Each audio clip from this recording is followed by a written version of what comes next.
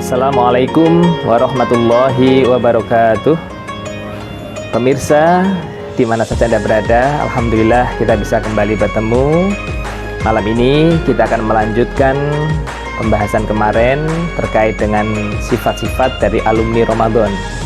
Alumnus Ramadan yang telah menjalani puasa di bulan Ramadan ini, sebagaimana disampaikan Allah di dalam surah Ali Imran ayat 134, adalah wal kadhiminal ghaidha anin nas wallahu yuhibbul muhsinin. Jadi sifat karakter yang muncul dari para alumni Ramadan adalah bisa menahan amarah. Pemirsa, terkait dengan amarah ini, kadangkala amarah itu menjadi suatu kenikmatan tersendiri bagi seseorang, ya, bagi beberapa orang. Artinya dengan marah itu dia merasa ada sesuatu yang tersalur dan dia seringkali kadang-kala menikmati marah itu. Tapi sebenarnya marah itu memiliki satu dampak yang negatif yang banyak, sehingga lebih baik untuk dicegah atau dihindari. Orang yang marah itu bisa merubah fisiknya menjadi teko, ya. Jadi ketika orang marah itu fisiknya bisa berubah menjadi teko. Teko itu bagaimana? Satu melangkrik ke sini, satunya pegang gini. Wah, ini kan kayak teko, ya. Nanti habis jadi teko dia berubah jadi piala, ya. Karena dia melangkrik gini tuh, wah, ya, ini menjadi piala. Jadi apapun itu bentuk kemarahan, maka akan mendatangkan satu penyesalan di kemudian hari.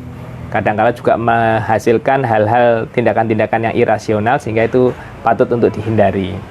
Ada satu cerita, pemirsa, tentang monster pemangsa amarah. Jadi zaman dulu itu ada seekor monster, ya, monster seekor, ya, yang sangat buruk rupa, baunya tidak karuan, dan juga kata-katanya sangat kotor. Nah, monster ini memasuki suatu kerajaan. Kebetulan rajanya lagi pergi, ya. Kemudian dia masuk ke dalam istana raja. Karena demikian buruknya monster tadi dan juga demikian baunya yang sangat menyengat, sehingga para pegawai raja di situ, para penjaganya itu menjadi terpana. Sehingga monster itu masuk ke dalam istana itu, tidak ada yang menghalangi karena semuanya pada kaget. Kok ada masuk makhluk seburuk itu, gitu. Ya, maksudnya berjalan, dia duduk di atas singgasana raja. Nah, pada saat monster tadi yang buruk rupa tadi, yang baunya sangat badek tadi, dan juga kata-katanya sangat kotor, duduk di singgasana, barulah pada saat itu para punggawa, para penjaga istana, para pengawal raja menjadi marah, ya.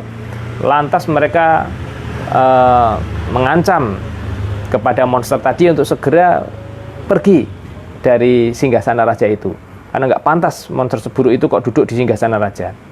Begitu kata-kata buruk terlontar, ternyata monsternya bertambah besar beberapa senti.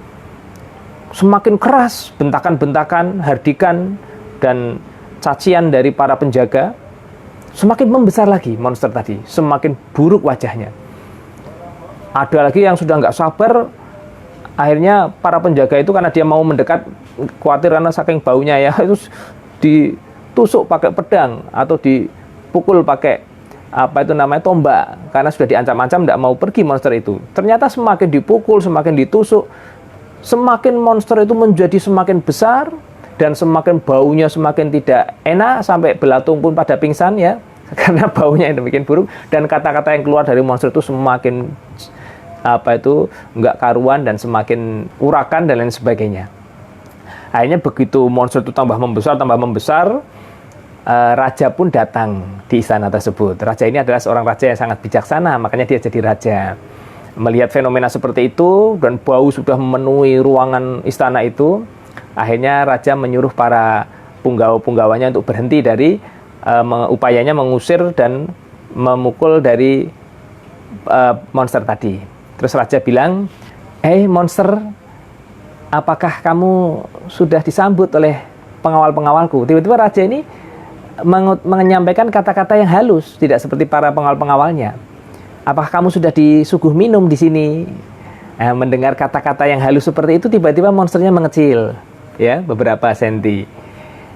Kemudian raja menyuruh para penggawanya untuk mengambil minuman. Ambilkan minuman, tolong nih, kita sambut bareng-bareng monster ini. Semakin disambut dengan kata-kata yang lembut, halus, semakin mengecil lagi. Para pengawalnya kaget, tapi langsung paham dengan, oh ternyata kelemahannya seperti itu ya.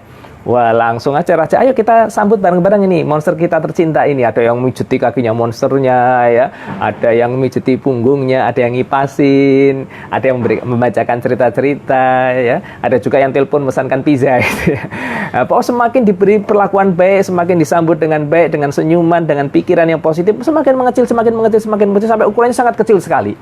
Bahkan ketika pizzanya sudah datang ke situ, sudah matang, diantar ke situ, begitu disajikan, monsternya sudah hilang. Inilah pemirsa, dari cerita singkat ini bisa kita ambil satu hikmah, bahwasanya bisa jadi dalam kehidupan sehari-hari itu kita akan menjumpai monster-monster seperti itu. Bisa jadi dalam media sosial, di Facebook, di WhatsApp, ya, Anda bisa menjumpai monster-monster seperti itu. Ya, karena memang itu sepertinya Facebook itu sudah didesain, nanti orang yang kontra pemikirannya atau kontra sifatnya itu sering berinteraksi di dalam media tersebut, sehingga kadang-kala menimbulkan kita ingin marah, ingin mengumpat, ingin membuli dan lain sebagainya. Maka orang yang dibuli tersebut akan menjadi monster, semakin dibuli semakin akan menjadi monster yang menjijikkan gitu ya. Maka dari itu perlu kita untuk mengamalkan pesan dari agama ini untuk wal kadhiminal ghaidho, atau menahan amarah ya, menahan amarah. Bahkan menahan amarah saja sebetulnya tidak cukup para pemirsa, karena amarah itu kalau ditahan ini hanya memberikan solusi sementara, tapi dalam jangka panjang kalau dari sisi fisik kita bisa menderita sakit itu kalau ngendem emosi gitu ya.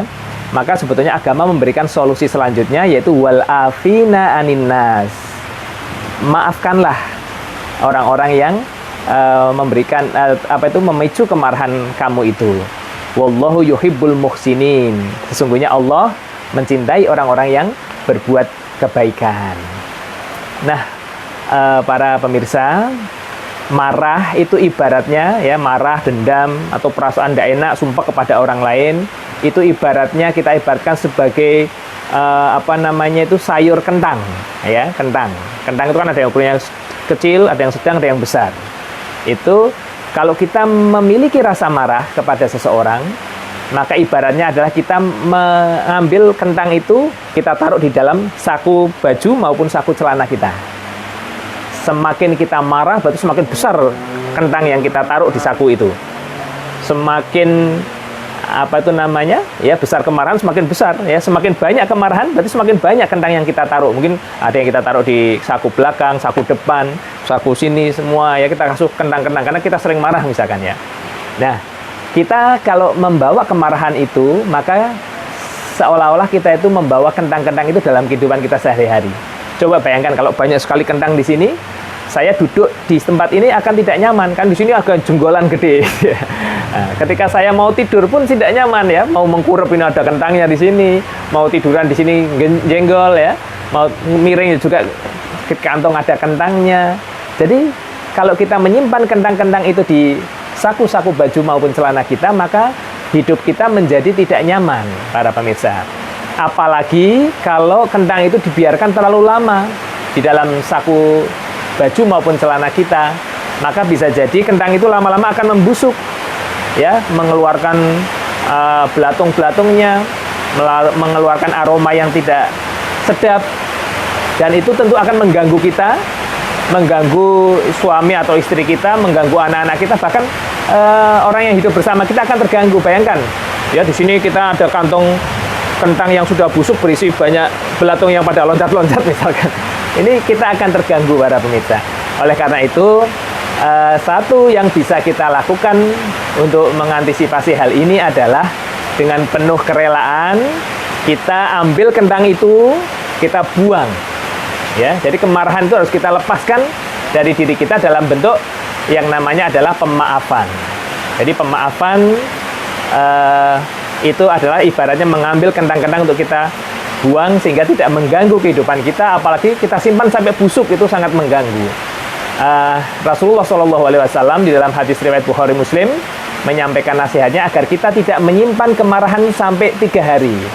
Jadi jangan sampai neng-nengan sama saudara atau teman kita lebih dari 3 hari, itu tidak boleh ya, saling memplengos ya, saling berpapasan, tidak mau salaman, saling menghindar tatapan mata, membuang wajah dan lain sebagainya, itu tidak boleh lebih dari 3 hari. Kenapa tidak boleh lebih dari 3 hari? Nanti seperti kentang tadi akan membusuk kalau terlalu lama disimpan ya. Nah, ada satu lagi yang lebih baik di sini tuntunan agama, yaitu wallahu yuhibbul muhsinin, yaitu kentang ini kalau dibuang kan sayang pemirsa. Sebaiknya kentang itu kalau sudah terlanjur masuk saku, sebelum nanti membusuk, dibuang juga sayang. Alangkah baiknya kentang itu segera kita cuci, kita potong-potong, kita buat sayur sop. Kemudian kita hidangkan kepada orang yang memicu kemarahan kita tadi. Maka itu adalah termasuk perilaku muhsinin, perilaku kebaikan yang ini tadi adalah menjadi satu yang bisa menimbulkan keharmonian di lingkungan kita masing-masing. Jadi 3 hal yang diajarkan oleh surah Al-Baqarah ayat 134 tadi, yang itu merupakan sifat orang yang bertakwa atau sifat yang bisa diperoleh dari alumni Ramadan. Yaitu yang pertama, langkah pertama adalah menahan ngempet amarah ya, ngempet murang-muring, tidak mengungkapkan kemarahan. Kemudian terus dikembangkan menjadi sifat ingin memberi maaf ya, ikhlas dalam memberikan maaf, 00 ya, 00, membuka lembaran baru yang putih. Dan yang ketiga adalah berbuat kebaikan kepada orang yang membuat kita marah. Dengan seperti itu kita mengharapkan karunia dari Allah, seperti malam hari ini yang hujan, air kehidupan terlimpah kepada kita semua. Demikian hanya kita mengharapkan Allah melimpahkan rahmat kepada kita sendiri, khususnya para pemirsa semua dan juga seluruh masyarakat Indonesia. Akhirul kalam, assalamualaikum warahmatullahi wabarakatuh.